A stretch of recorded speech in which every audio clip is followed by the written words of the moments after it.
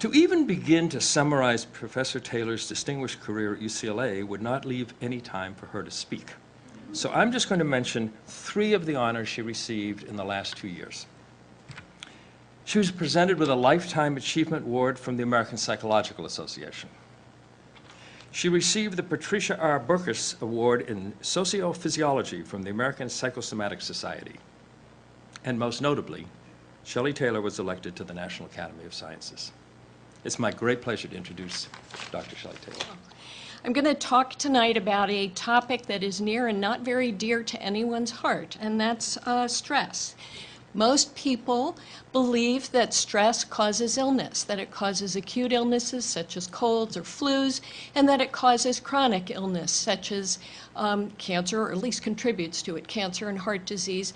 And these intuitions are largely correct. And what I want to talk about tonight are the pathways that link stress to adverse health outcomes like these.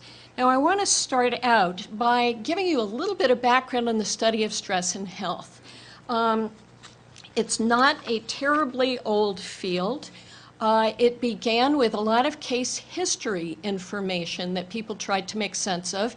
And one particular example is nightmare death. When the Hmong refugees from Cambodia came to the United States following the Vietnam War, there was a cluster of what was called nightmare deaths. The deaths occurred among men who were typically working a couple of jobs to try to make ends meet. They were working late into the evening. And when they came home, they watched television, which was a relatively new experience, and it was violent television. The combination of stress and the violent television produced stress responses in their sleep, and many of these men succumbed to those stress responses. Now, how do we know that these are the factors? Some people were revived, and the common thread was that they had been watching violent television and they were all overworked. In addition, the nightmare deaths tended to run in families, and so that made people realize that there were genetic susceptibilities that would probably also be implicated. Now, another early type of research on stress with which some of you may be familiar is personality profiles. There have been a number of different efforts to define people who are at risk for different disorders. One that used to receive a good deal of attention was the cancer-prone personality, described as a person who's easygoing, acquiescent, repressing emotions that might interfere with smooth social functioning. There is no evidence for the cancer-prone personality. It has nonetheless lingered for quite some time. But another example is the type A personality, and there is a kernel of truth in the type A personality research. And the idea here is that a person who is predisposed to hostility, to rapid explosive speech, completing other people's sentences, competitive achievement strivings, we all know people like this. There is some evidence that these factors are indeed implicated in the development of heart disease, particularly hostility. However, it isn't clear whether it is the hostility that is causing the risk or whether the risk, the biological reactivity, in fact contributes to hostility. Now, more recent studies have been what we might call demonstration studies, and we've actually seen empirical evidence. For example, people complete stress scales where they check off the events that they've experienced over, say, the past year. We know from previous research how stressful these are. And basically, you sum these up and relate it to illness over the subsequent 6 months. And what you find is a small, and I emphasize small, but consistent relationship between the number of life events that people experience and their risk for illness. Research at this time also began to uncover some of the stress moderators. And what I mean by that are factors that intervene in the link between stress and health. One of the chief ones being social support. We know that people who get a lot of support or who say they have a lot of support are more healthy. They live longer, they're less susceptible both to acute disorders and to chronic diseases. And we know that people who are socially isolated have an elevated risk for mortality. So this is really pretty well established. As investigators became more sophisticated, we began to try to understand what some of the underlying biological changes were. And a lot of the work of this period in the 1990s emphasized the immune system.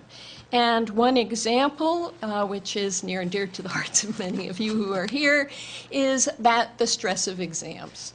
And we know that when students are facing exams, they experience elevations in natural killer cell activity and in other kinds of immune activity, and can subsequently become susceptible to colds, flus, and other disorders.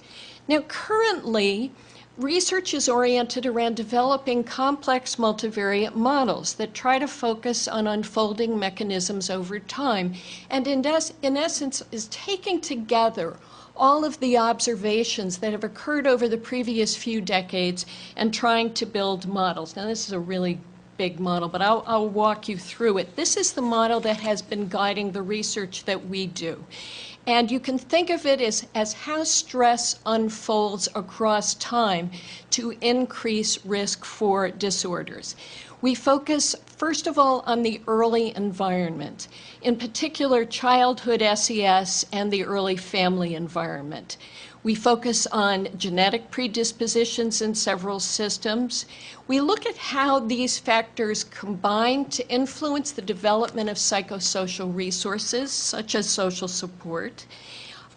We look at neural responses to stress, namely how the brain regulates stress responses. And I'm going to show you some evidence on that in a minute or two.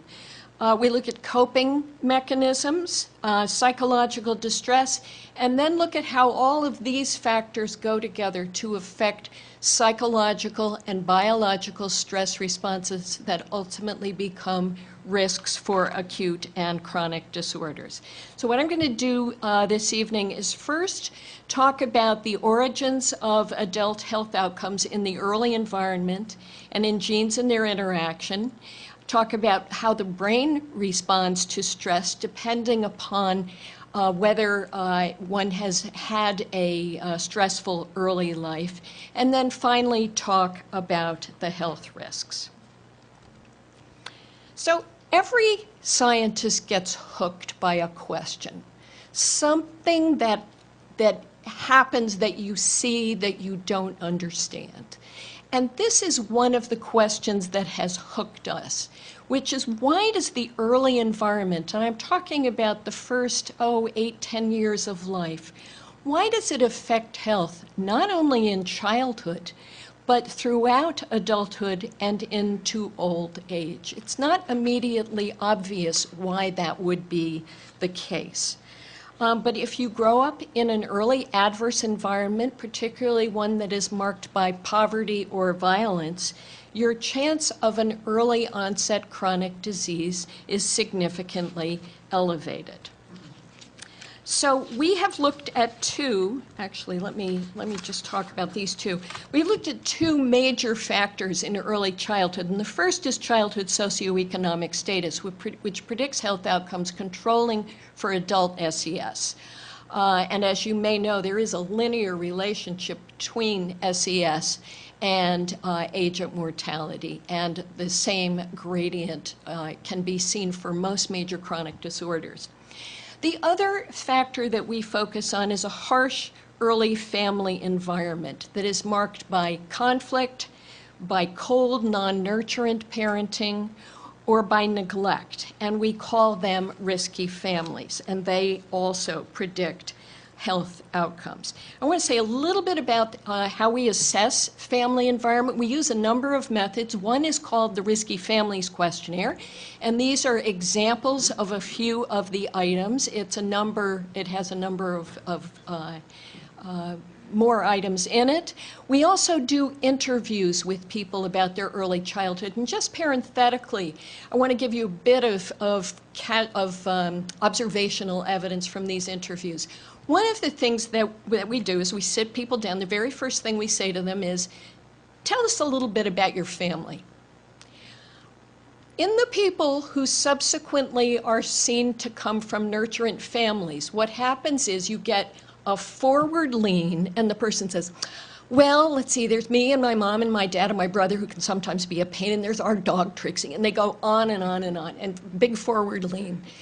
When we ask that same or give that same prompt to someone who is from a family that is subsequently determined to be risky, we almost always get a backward lean. And the person says, what would you like to know?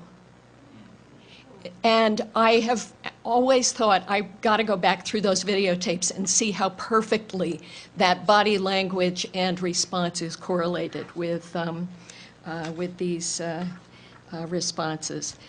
Now, what I want to show you next is the results of a study that was done by Vincent Felitti, and he used the Risky Family Questionnaire and related the number of stressful events that people reported they had gone through to a great many disorders. His population was the entire users of Kaiser. So he had thousands of participants in his research. And what he found, and what you will see on the far right-hand side of that slide, is that the more stress you have experienced in childhood, the greater your risk, in this case for heart disease, any cancer, and stroke. And I should say that he sent everybody in Kaiser the questionnaire, which they filled out, but the health data were archived data. And so this is really quite persuasive evidence. And I could show you 6 more slides just like this. But what I want you to see is how the odds ratios increase the more stress you've had. So our work has focused on why. We know the relationship is there. Why is it there? And we look at 3 particular mechanisms. One is alterations in biological stress regulatory systems. The second is alterations or differences in how the brain processes threat cues. And the third is expression of genes related to stress responses. So let me start with the first of these mechanisms. There are 2 primary stress systems in the body. They are the sympathetic nervous system, indicators of which are heart rate and blood pressure, for example, and the hypothalamic pituitary adrenal axis, which is responsible for the release of stress hormones, including cortisol. Now, what happens in response to stress? In response to chronic or recurring stress, there are several possible ways in which these systems might become compromised. One is that they lose their elasticity, because what stress responses are supposed to do is go up in response to stress, come back down. Elevated blood pressure is a good example of a system that has somewhat lost its elasticity. Another indicator is stress sensitivity, people who show very large stress responses. And we see this primarily in early childhood and among adolescents and young adults. And then finally, we look at recovery. And a sign that stress systems might be compromised is a difficulty recovering from stress. And any of us who are older adults probably recognize that it's a little harder to pop back from stress. My research assistants sometimes participate in these studies, and I'm always so impressed with how quickly their heart rate and blood pressure come down, because you just don't see that in the older adults. Okay, the first study I want to tell you about basically addresses this question: does the early environment affect biological stress regulatory systems? It's a study of 92 young adults who were pre-screened for medical and psychological problems, and we exposed them to a task that none of you would enjoy doing. We asked them to count backwards as quickly as possible by 13s from 9,095, and while they're doing it, there is an experimenter standing over them saying, no, that's not right. Start over. Can you go a little faster? This is one of our former graduate students, Cleopatra, who graciously agreed to be our model, but it captures very nicely what this is like. So what happens in response to these, what do these stress systems show in response to stress as a function of the early environment?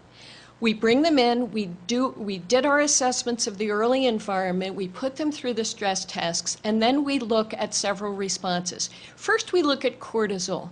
Normal cortisol responses to stress are shown in this blue line. Cortisol goes up and cortisol comes down in response to stress. A sign that the hypothalamic pituitary adrenal axis might be showing some compromise is a flat and elevated cortisol response. And that is what you see in these kids from risky families. The harsh early environment is associated with an elevated flat cortisol response to stress.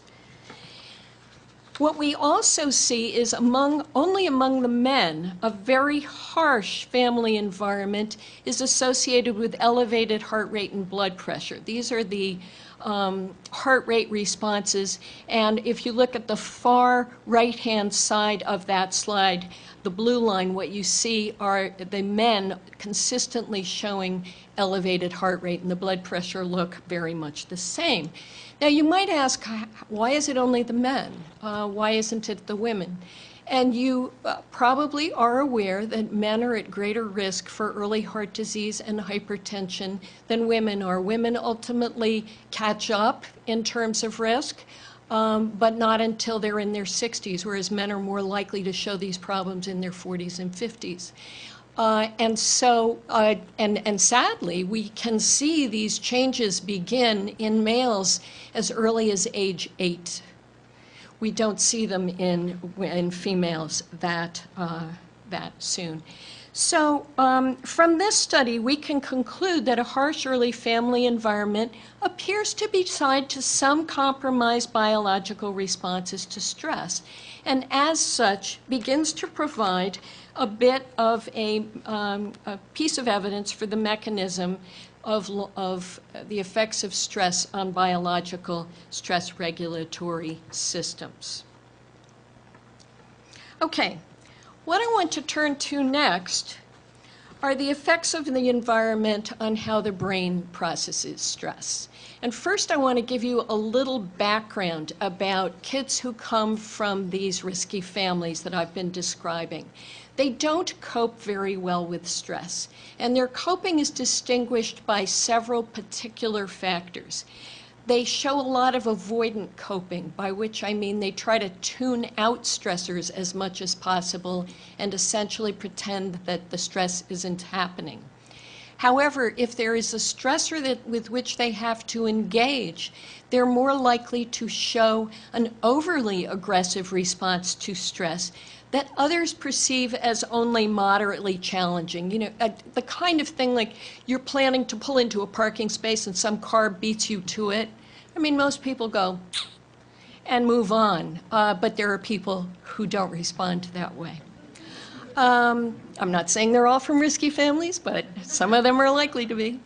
And then finally, ineffective coping. The kids from risky families exhibit coping patterns that don't seem to work very well for them. And so the question we were interested in is, can we actually see this in the brain? Can we see why these patterns of coping exist? And so the two candidates that we looked at for in this regard were, first of all, the amygdala. The amygdala is part of the limbic system, and it responds to cues of threat and responds to fear and stress. And we also looked at what is called the right ventrolateral prefrontal cortex, which I will subsequently abbreviate as the prefrontal cortex, which regulates responses to threats. So typically, if the prefrontal cortex is engaged, the amygdala response goes down. And if it's not, the amygdala response stays high.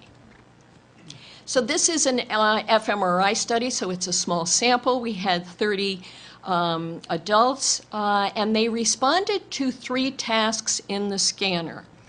Now, they go into the scanner, and you put, well, I describe it from my vantage point because I do it, I'm the pilot subject. You put on goggles, and you go in and you see pictures. And they're exposed to 3 sets of pictures. For 1/3 of the trials, they observe pictures of fearful or angry faces. The face comes on. There's nothing that they have to do. And that task typically engages the amygdala. We see amygdala activation because fearful and angry faces are threat cues. They basically tell you the environment is scary in some way. And so you see a reaction to this. In the second condition, they are asked to label the emotion. So they have a little thing that they take into the scanner with them, and they press the button for whether the person seems angry or scared, and there are other alternatives. What this task does is it engages the prefrontal cortex, because now they have to interpret the threat cues. So they're not just responding to the threat cues. And when the prefrontal cortex is engaged, the amygdala response tends to go down. And then we have a control task where they simply indicate the gender of the person. So what happens? Well, the first thing that we find is that the kids who come from these risky families show significantly lower activity in the amygdala when they're only observing the angry and fearful faces. It's as if they're tuning them out.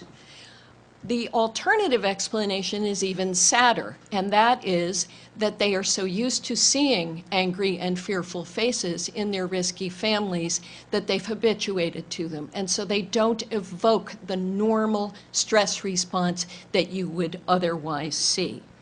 However, when we get to the labeling task, this is one where the prefrontal cortex gets engaged. And what you see is under these circumstances, the amygdala responses of the people from harsh families are actually higher. It's a task that they can't avoid.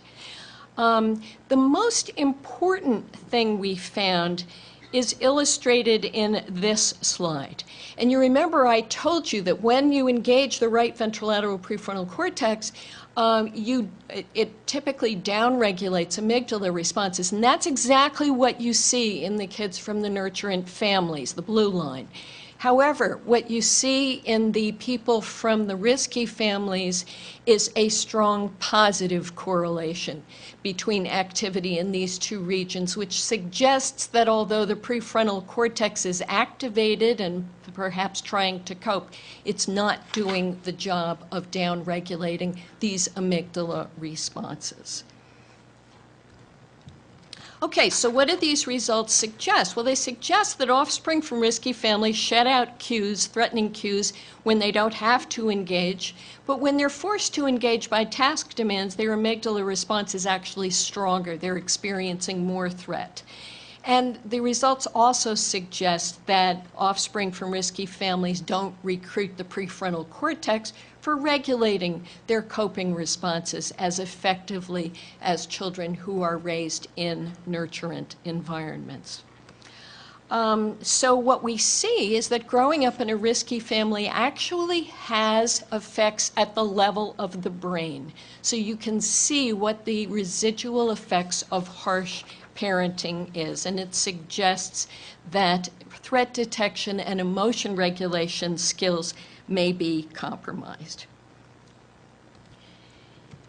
Okay, the next data I would like to talk about has to do with whether the early environment affects the expression of genes related to managing threat. Now, we all learned about genes probably for the first time when we were in junior high school. I know that that's when I learned about it. And what you learn is that the genes are fixed. You know, that if you've got the gene, that's pretty much it. So for example, if you have a gene for a particular eye color, your eye color is not going to change, except if you wear very colorful contact lenses, of course. But otherwise, it's there. It's staying with you. But for certain behavioral characteristics, that's not the case. They change their expression, often significantly, based on input from the environment. So what we're going to talk about, we've looked at about 6 or 7 genes in this regard, but I want to tell you in particular about the serotonin transporter gene. Most of you have heard of serotonin, and you know that serotonin reuptake is influenced by a number of drugs that are treatments for depression, such as Prozac, and it's associated with mood effects. The serotonin transporter gene has 2 alleles. It has a long allele and a short allele. People are either LLs, they have 2 long, SLs, which would be about half of us, or they're short. And the short genotype of the serotonin transporter gene is thought to be risky. I'm showing you here some data that came from a very important study by Avshalom Caspi and his colleagues that appeared in Science. And if you look at the far right side of each of these 4 graphs, what you see is the people who have 2 copies of this S allele are at greater risk for depressive symptoms, depressive episodes, thoughts of suicide, and the like. I want you now to focus on the far left of this graph.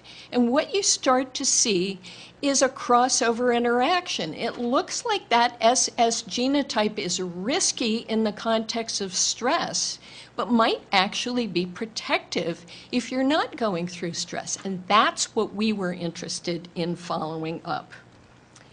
So we had 118 men and women complete assessments of the early environment, recent stressful events, and an inventory assessing depression. And we genotyped for this serotonin transporter gene, the 5-HTTLPR, using DNA that we get from saliva. The first result that we found is that if you've gone through a risky early environment, your risk for a bout of depression or multiple bouts of depression across your life is elevated.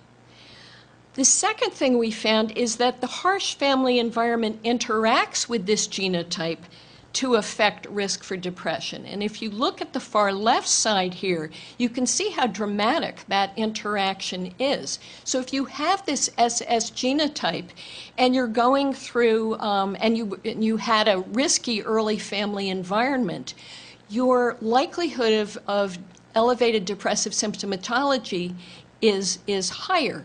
However, if you had a particularly nurturant environment, and you are and you have this SS genotype, you are protected against depression. So what we're seeing here is a genotype that actually flips its expression depending upon the stressfulness of the early environment. And what I want you to see is that this actually works for the current social environment too, so that people who are SS for this gene are protected against depressive symptomatology if they're in a low stress and supportive environment, but they're at greater risk if they are in a current stressful environment. And our assessments of the current environment and the early childhood environment are correlated at a very low level. So we're actually looking at 2 fairly independent effects. So what do we conclude? We conclude that the early or current environment, in conjunction with this quite labile genotype, the SS genotype, predicts depression in conjunction, or depressive symptomatology in conjunction with stress, either early or current, but that nurturant environments significantly reverse that effect. We've seen this actually, I'll just say parenthetically, we've now seen this in 6 or 7 different genes. And so people have referred to them as plasticity genes. They're basically genes that are highly responsive to what's going on in the environment. So let's revisit the question that I posed to you at the very beginning, which is why does the early environment affect health across the lifespan? And I think we have at least a few possible mechanisms. One is that biological stress regulatory systems change over time, and they become somewhat compromised through the process of repeated or chronic exposure to stress. A second process involves neural mechanisms. The early environment influences the way the brain processes cues suggestive of stress. A third factor is people from risky families respond inappropriately to stress. They just don't cope very well with stress behaviorally. And then finally, the genetic environment, the early and current environment may affect the expression of genes related to stress responses and ultimately to health. Okay, so what I want to do next is focus on a particular box in this chart, and that is the psychosocial resources box. We believe that another reason why people who come from risky families don't manage stress very well and why they ultimately incur health risks is because they lack psychosocial resources. And we focused on 4 in particular, which Bruce alluded to in his very nice introduction. A primary one is social support. Social support is either the belief or the reality that there are people in your life who care for you, and that you are part of a network of mutual assistance and obligations, so that you feel connected to other people. It can be either a perception or it can be a reality, but participation in social events and having close others is a very major contributor to health outcomes. The effects are on par with well-established risk factors such as cigarette smoking and cholesterol, lipid levels. The second one is optimism, the ability to be optimistic about the future. High levels of optimism in several studies have been connected to positive health outcomes. Both managing them and the likelihood of getting them. And it predicts such things as getting out of the hospital sooner after major surgery. Optimism is a good predictor of that. The third one is mastery, the sense that you have control, not complete control, but at least some control over the environment and your own behaviors in it. And people who have low levels of mastery incur health risks, which have been especially established for coronary artery disease. And then finally, self-esteem, the ability to feel good about oneself. Low self-esteem is a very potent predictor of both adverse psychological and physiological responses to stress. And so what we wanted to do was see if these psychosocial resources operate by keeping neural responses to threat low. And so, I'm a slide behind myself, I'm sorry. We had 120 participants in this study. They completed our measures of psychosocial resources, and then some of them completed the Fearful Faces task that I described to you previously. And then everybody came into the lab and took part in several stressful lab procedures, including the counting backwards task and delivering a speech to an unresponsive audience. And we put them through a lot. It's amazing that they put up with us. So what we find is that among people who have strong psychosocial resources, we see more downregulation of the amygdala by the prefrontal cortex in that labeling task that I described to you earlier. So basically, they're looking like the kids who come from nurturant families. We're not focusing on nurturant families here, but that's what they're looking like.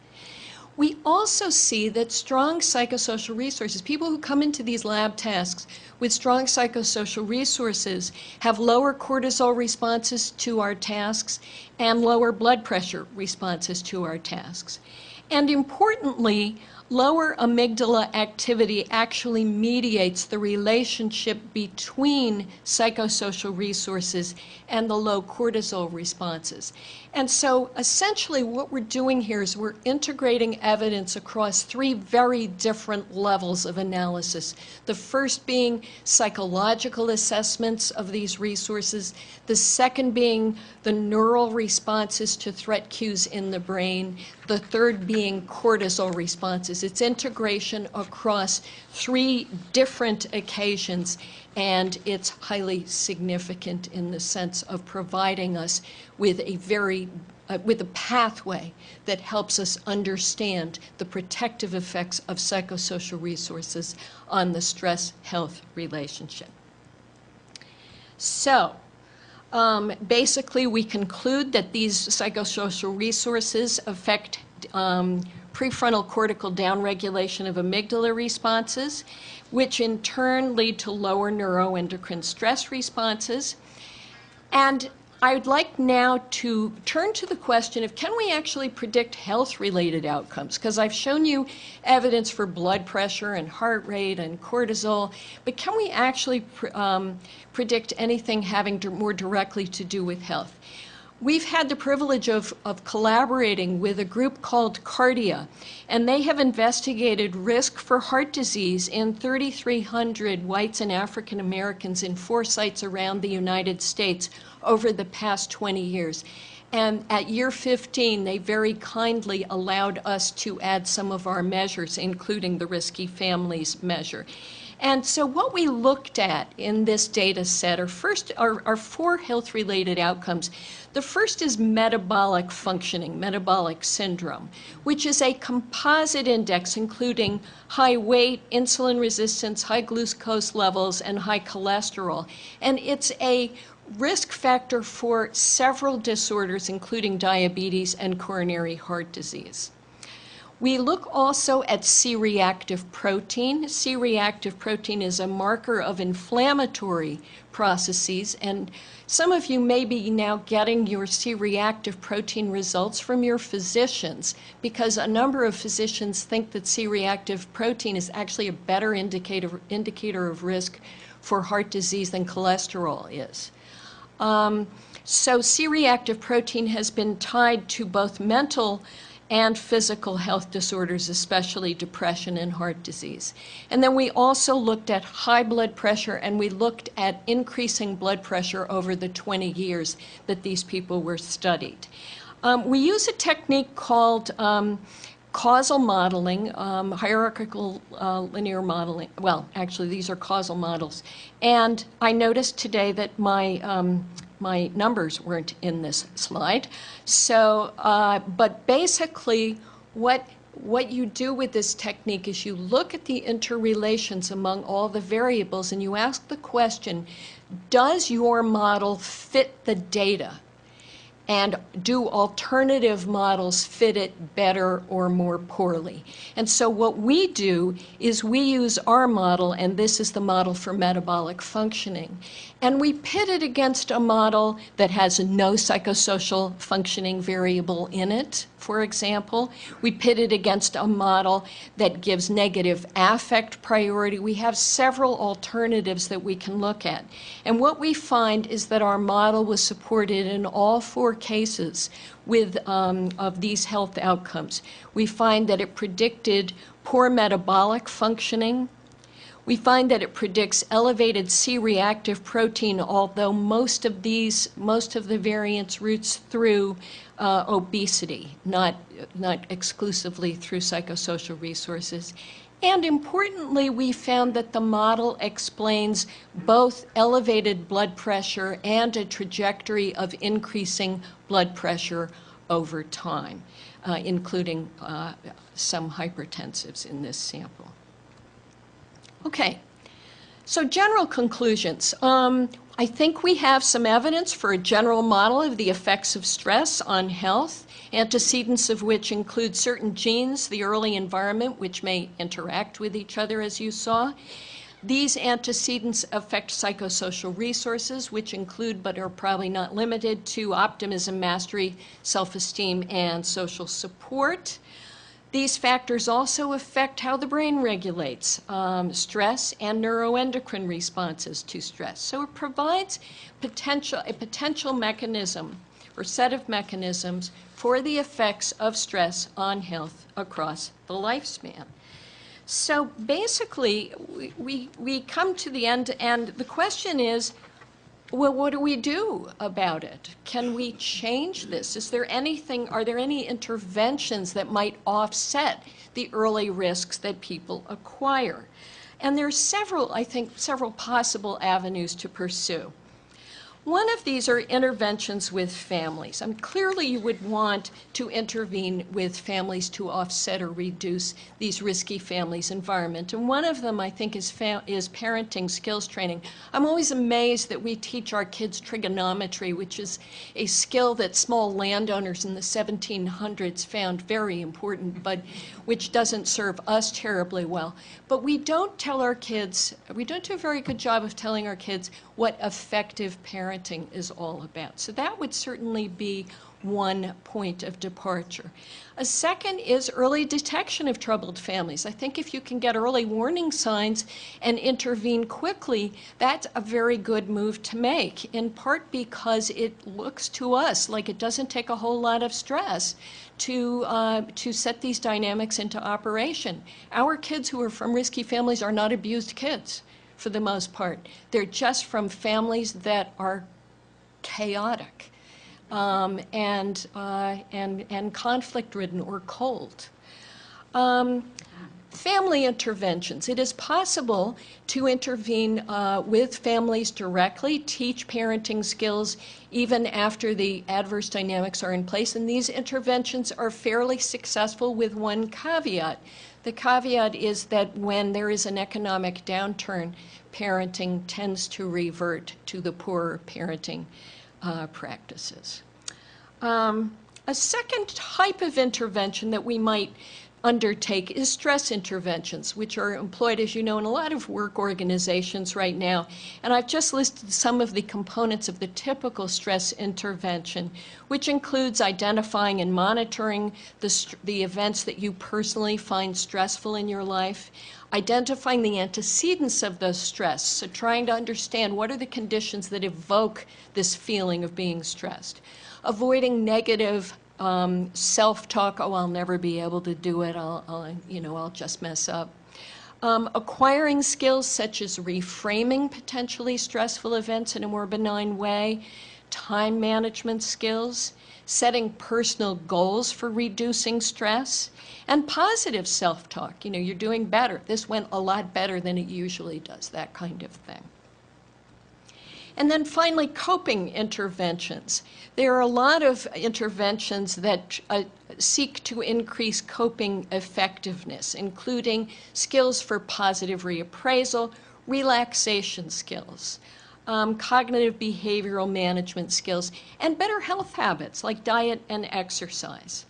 A second type of coping intervention that is now enjoying quite widespread use is mindfulness training and meditation, basically trying to get people to relax and to focus on the here and now rather than worrying, thinking about what's going to come or what just happened. Writing interventions, expressive writing interventions. When people are given the opportunity to write about intensely stressful events that they have been through, you see a short-term increase in distress, but a very reliable long-term decrease in adverse health outcomes. So we know that these expressive writing interventions have health benefits.